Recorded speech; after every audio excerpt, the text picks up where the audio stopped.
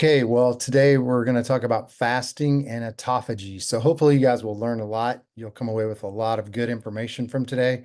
So let me share my screen with you here and we'll get started.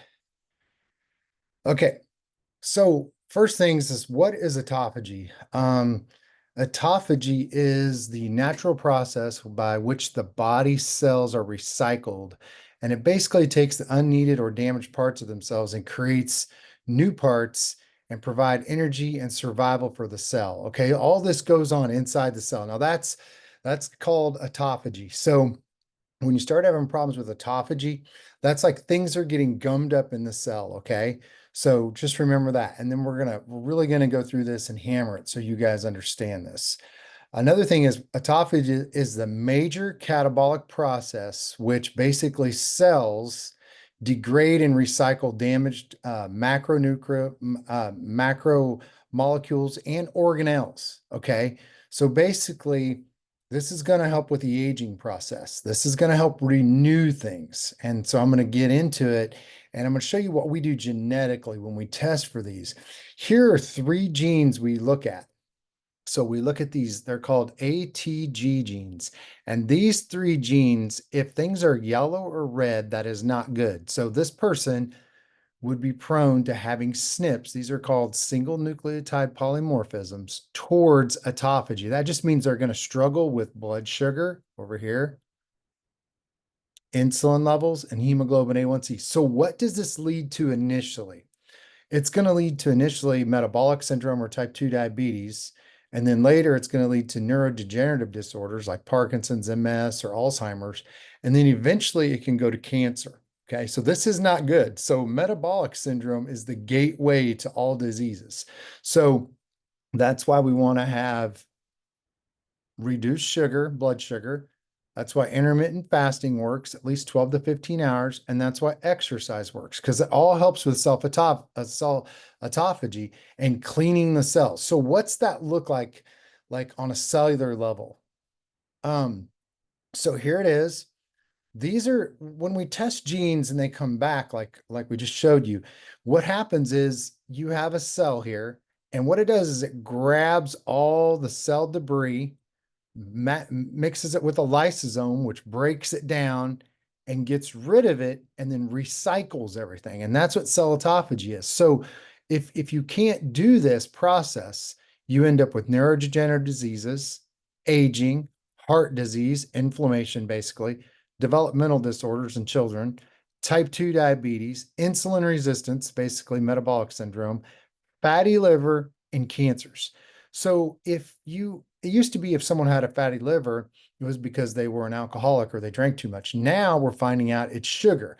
So, and food and the processed food. So when we're talking like processed food and sugar, they gum this up and it doesn't work as well. So what do we do to help with this? So these are just basic, easy things. So intermittent fasting. So when we do intermittent fasting, that means at least 12 hours, maybe to 18 hours every day. That is really going to allow the cell to work, clean itself, get rid of the bad debris, and recycle the good and recycle things to make new cells. Okay. Routine exercise that cleans this up. Things like the ketogenic diet. So high fat, high protein, low carbs are going to help this.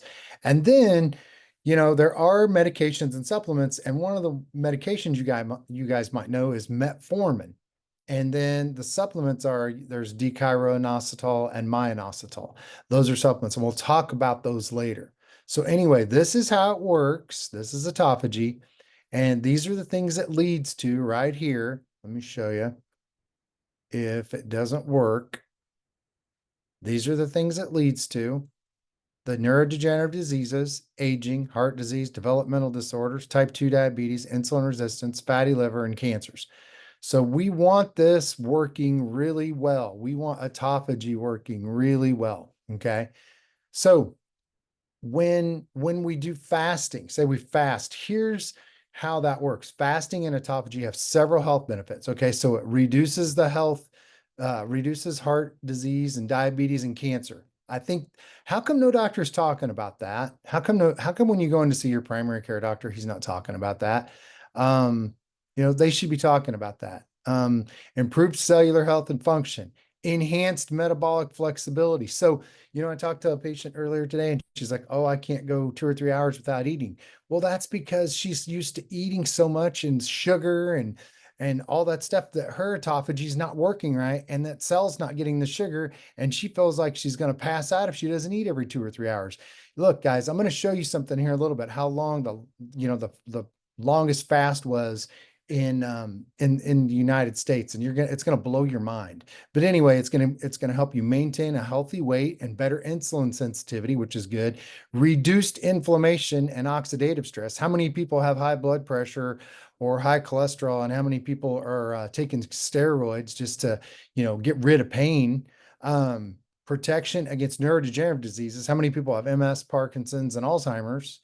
Um, Cancer, and improved immune function and overall longevity. So this is huge. So we really need to know about that. So then here's the longest fast ever. In 1971, it's the Guinness Book of Records. A guy fasted for 382 days. Now it was medically supervised, but without solid food. He had no solid food. So I just want to let you guys know. I mean, I thought this was incredible myself. So when someone says, oh, I can't go a day without eating, I'm not asking you to go today. First, we start off intermittent fasting. We got to get to 12 hours. And I've got something I'm going to show you. That's the beginning. This guy did 382 and it was medically supervised. So I just want to show you what the body can. Now, he was grossly overweight, but he did it. Okay.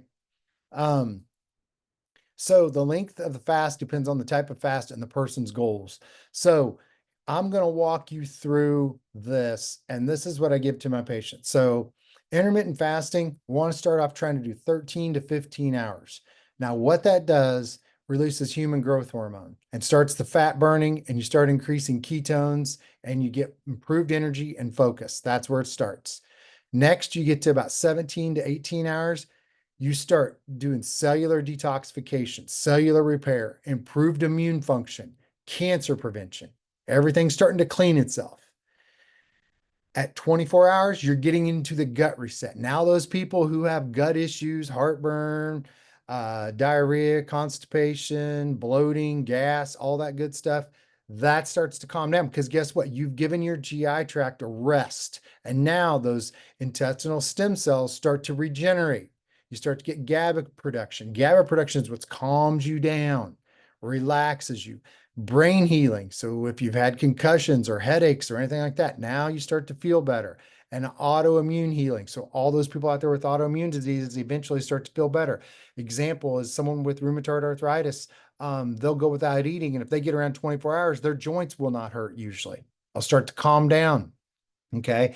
So now we get to 36 hours. When we get to 36 hours, this is where you really start burning the fat. You're basically depleting your glucose stores. You're reducing your insulin levels. You're into the increased fat burning, your detoxification. You're going through a detoxification process, and it's anti-aging. So you really want to try to get to 36 hours. Now, when you get to 48 hours, that's when we start to have a dopamine reset.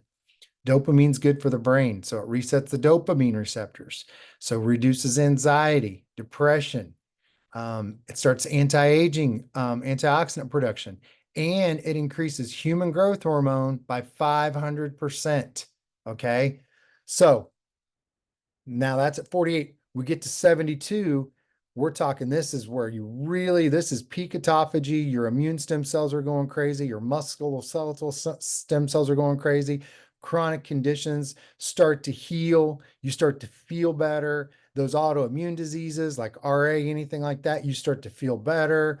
People who have GI, colitis, ulcerative colitis, Crohn's, even celiac. It's not saying it's going to cure it, but they're going to start feeling better because they haven't eaten anything. So this is what I give the patients. Now, I'm not saying you would want to maybe do a 72-hour fast, maybe once or twice a year, but you should be doing a 24-hour fast a couple times a month. You should be able to do a 48-hour fast maybe once every other month. So you should be doing 13 to 15 hours or longer to 17, 18 hours every day, and you're going to feel better. Okay. So Again, significant health benefits. It's gonna, let's just pick on metabolic syndrome. It's really gonna help with metabolic syndrome. Okay, guys. And that is pre-diabetes. That's where you start to get tired in the afternoon. You have no energy. You start to gain weight. You start to get brain fog. Your blood sugar, your body can't handle the blood sugar. You're eating too much sugar or too much processed food, and your body can't do it. It's gumming up that cell. So we got to really pay attention to that, guys. Um, so here are some benefits of fasting. This I just found this on a website. It's called Very Well Health. Again, number one, it improves blood sugar. Okay. Number two, it fights inflammation. Who doesn't want it fighting inflammation? We don't want inflammation. Inflammation is aging, and it's wrinkles, and it's sore joints, and it's tired, and it's brain fog, and it's cancer, and it's autoimmune diseases. Nobody wants inflammation. Also promotes weight loss. Okay. Everybody probably wants to lose a few pounds here and there. Increases growth hormone secretion, which is good for muscle strength. Okay. May boost heart health. Heart health, well, that's heart disease is the number one, cardiovascular disease is the number one killer in the United States. So it's going to help with that. It's going to help with the inflammation.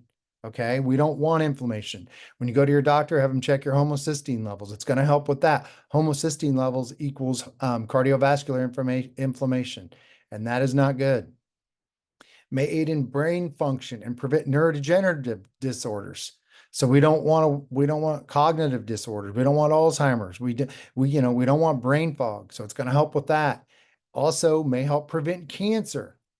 And at the end, number 8, may extend your lifespan. So you could see how important this is.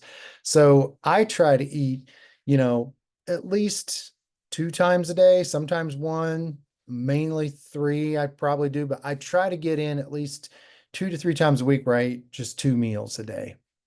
But one of the biggest drugs out there, and you probably heard about this if you've had metabolic syndrome, you're almost a type 2 diabetic, is metformin. Okay. Metformin is basically, if you don't eat, you don't need metformin. Okay. But metformin is a drug. It's called glucophage. And it's type 2 diabetes. They're going to be overweight, polycystic ovarian syndrome. It's going to be used for metabolic syndrome. Um, it can be used for psychotics, but I don't see it there very much. It inhibits inflammation, and it can help with weight gain. Okay. But here's the deal. The side effects of it, it's going to give you a lot of GI problems. Diarrhea can make you nauseous, can give you too low blood sugar, and it can build up lactic acid and have kidney problems. Okay. So there are some natural things you can take, and I will talk about that. But this is what is spent every year per person for diabetes, about $16,750 a year. And when you in the United States, and when you take that for diabetes right here, $412 billion a year is spent on diabetes. And if we just ate whole foods, watched our sugar, watched our packaged foods, and ate maybe 1 to 2 meals a day, we could save $412 billion. I don't know. I think I'd like to save $412 billion. I think we could use it on something else besides somebody sipping on a big gulp all the time, trying to save their life. But I don't want to be harsh, but I want to be real. We could use that towards a lot of other things. And so again, go back to the benefits. It's going to get you in ketosis, which is good for metabolic syndrome. Autophagy is going to, if you can get to 24 to 48 hours, this is where it really starts working. It's going to help with the growth hormone, insulin reduction, immune cell rejuvenation, glycogenesis. It's going to help, with your sugar levels. I mean, this is good. And then one of the products that we use here, it's called Metabolic Stimulator. It's been switched to Metabolic Stimulator Pro, but this is what it has in it. It has chromium pichlorate, inositol, and dechiroinositol and myoinositol. Those are like metformin. They act like metformin, has phosphatidylserine and lithium orotate. Now, what do these do? It decreases the sugar and carbohydrate cravings, because we know we all get that. It helps with your fatigue, decreases fatigue, helps with immune, it's improved immune support, fewer memory issues, so less brain fog, decreased weight, it's going to help you lose weight, greater hormone regularity, can help balance your hormones, and fewer hangry sensations. So you're not going to be so hungry and angry. They call it hangry. And it's going to balance your blood sugar levels so you don't become a type 2 diabetic. Well, anyway, so that's cell autophagy in a nutshell. Um, but there are things we can do. And what I offer is I just offer a health assessment for those who are interested. So if you would like a health assessment, you can reach out to us and let us know. I offer those. And then like, again, I do a genetics test on them. I do blood work, but when I'm looking at genetics, these are the genes I'm looking at. And if these come back, like I said, yellow or red, then I know we're going to have to work on these things, and these are the labs that we're going to look at. And usually people's blood sugar levels start to get off. They'll have, blood sugar over 100, and they'll typically have hemoglobin A1Cs in the sixes. And we also look at their insulin levels, and most doctors won't look at their insulin level. I like an optimal fasting insulin level should be in the single digits. So it should be under 10. Optimal will be between 5 and 6. If it's not there and it's high, like up in the 20s, that is not good because you will run out of insulin and then the sugar shows up in the blood. Okay. So they're looking for the sugar in the blood, but by then you've run out of insulin. Now your insulin levels are so low, you're not getting them back. And now you have to go on metformin, or you're going to have to do insulin. And I don't recommend, nobody wants to become a diabetic. And it's really self-induced. So we can help with that. So if you know anybody who's having issues with that, and like I said, metabolic syndrome it's the gateway to all other diseases, guys. If you can get that down, it'd be great. And that's basically called cell autophagy. And that's why fasting works so well with it. So anyway, I hope this information was helpful. And if you guys are interested in a health assessment, just reach out to us and click the link below, or we'll have a link on there for you to click, and then you can get your information to us. And I would be more than happy to sit down and go over this stuff with you. Okay. I hope this information is helpful, and we'll keep bringing it to you. Thank you, guys.